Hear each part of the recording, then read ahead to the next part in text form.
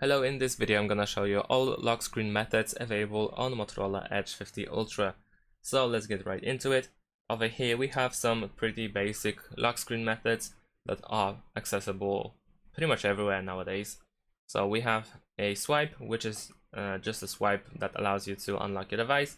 Then we have pattern, where you need to draw a pattern by connecting those dots.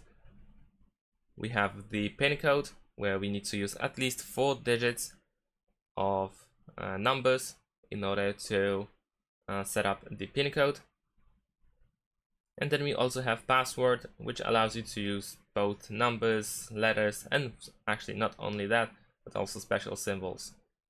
And in addition to those lock screen methods, which are the basic ones, we also have some additional ones that allows you to unlock the device more conveniently, like the fingerprint and face unlock.